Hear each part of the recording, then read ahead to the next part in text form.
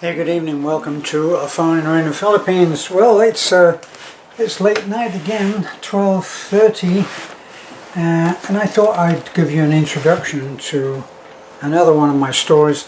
This one, as with most of the things that I write about, it is about real people, but I make up what I don't actually know they said. So I take the basis of the story, and in this particular case, I wanted to write about two people that were very important in my life.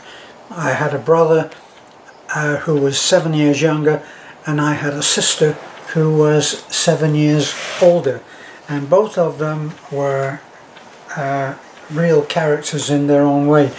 The first one, my brother, I didn't know him that well for many years because I left home when I was 15 and a half and went into the army.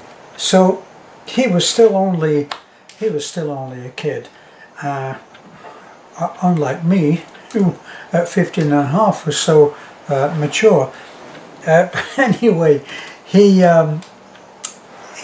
was always, when he grew to even to his mid-20s, he was my big brother because he was bigger in stature and just one of those people who was very tough. He attained every boy's dream when I was a kid. The boys I knew wanted to be one of two things. They wanted to be a fireman, or they wanted to be an engine driver, a steam locomotive driver. That's how old that's how old I am. My brother was a fireman on the footplate of a steam engine, and it was, he told me, the best years of his life. But during about that time, he actually he got married, and he took a little house that was right by the railway lines, and he used to pass in his job as a fireman on the footplate. He used to pass his own little house. Well, I won't take away all that it comes with my brother Neville, but this story I titled, and this part was actually true, of how to steal a double-decker bus. My brother, once steam gave over to diesel locomotives, he gave up his job on that. He later drove buses, and he used to drive a double-decker bus for some time. And well, I won't tell you what this is about. No more of the goodies in this story, which I think is a great story because my brother was a great character. So this is my intro of a story called How to Steal a Double-Decker Bus. Thanks for listening. I hope you enjoy it.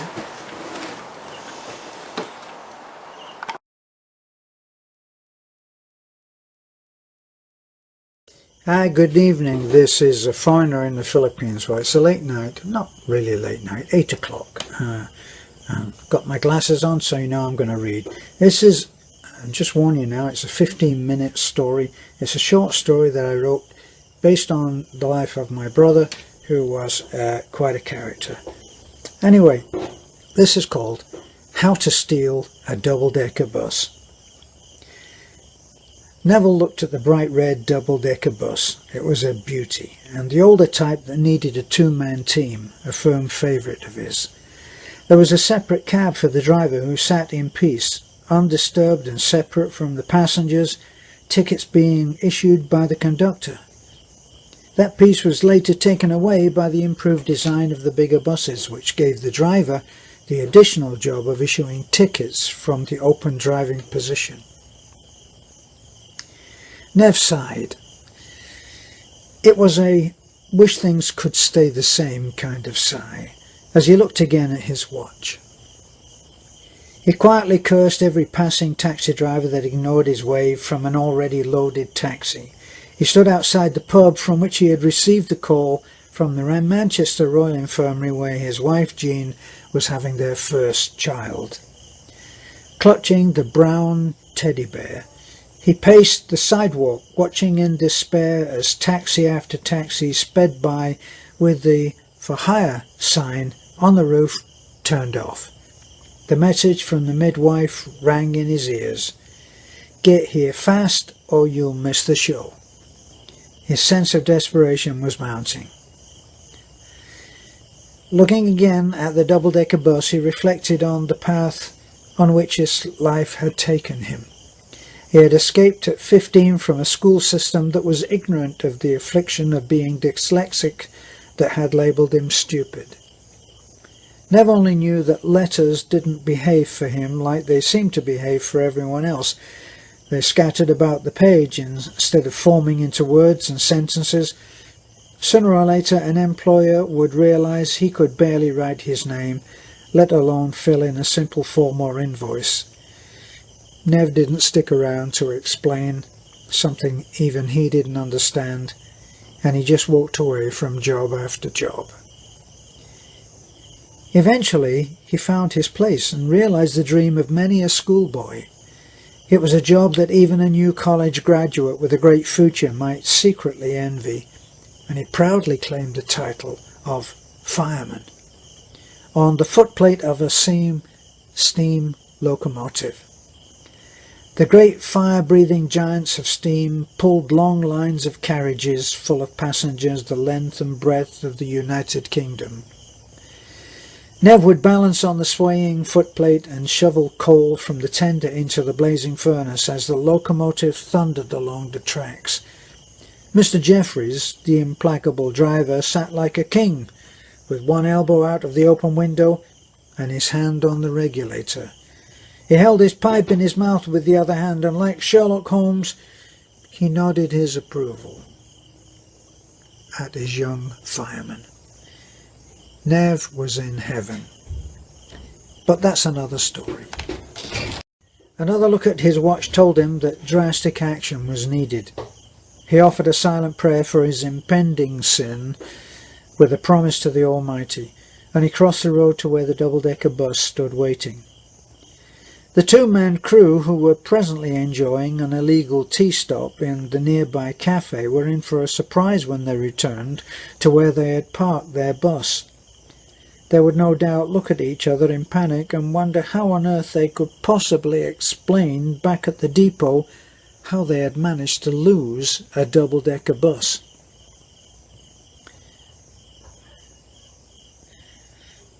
Nev reached up and slid open the door. Climbing up and into the cab, he adjusted the driver's seat to accommodate his longer legs, tweaked the rear-view mirror, and made himself comfortable. Slipping back in time, he went through the checklist. Off went the lights in the rest of the bus as he cranked on the overhead handle. Scrolling through the roll of canvas signs, he quickly found the out of service sign. He placed the brown teddy bear on the dash, a silent witness to the crime. He started the motor and released the handbrake. Just like old times, he thought, and smiled as he pulled the huge vehicle out into the traffic. Buses do not have ignition keys, as it is thought that nobody will steal a double-decker bus. Desperate, expectant fathers are now the exception to this rule. Nev sped down the long side road, way over the speed limit, but well aware that no bus has ever been pulled over by a cop. He had to smile at the angry, gaping mouth of the helpless bus inspector as he passed by, who was left behind at the roadside with his hand frozen aloft in an astonished wave. "I always wanted to do that," smiled Nev as he sped by, returning the wave with his own hand. At the infirmary maternity wing, he bumped the bus up the curb when he parked. Well, it had been a while, and he was in a hurry. Double yellow lines be damned. Into the wing he dashed in time to be told, it's a girl." "That's okay," Nev told the bemused midwife, "as long as it's a baby." "Nice of you to drop in," a still feisty Jean told him in that caustic humour that passed back and forth on the mock battlefield they called their marriage.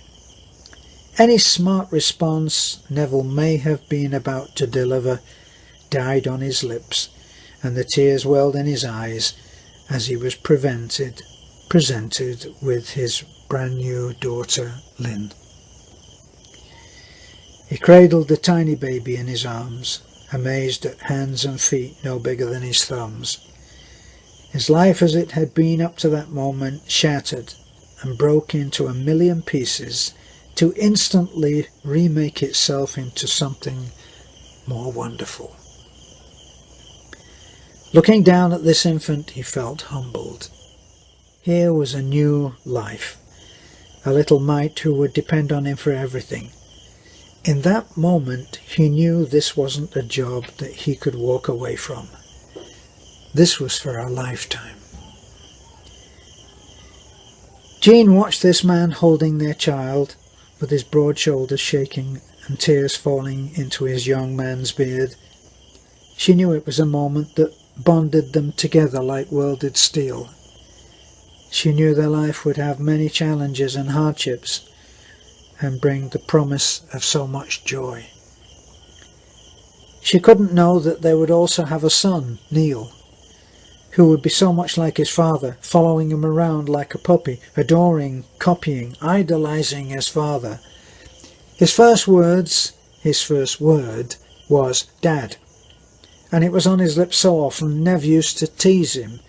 "Dad this, Dad that, Dad, Dad, Dad. I'm going to change my name, you'll see."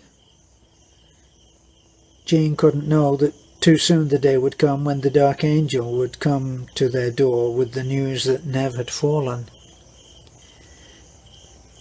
that his heart had stopped and he had died on the way to the hospital, hardly in his 50s. She couldn't know that their daughter Lynn, who loved her father as only a daughter can, would hold the grief in her broken heart like a clenched fist.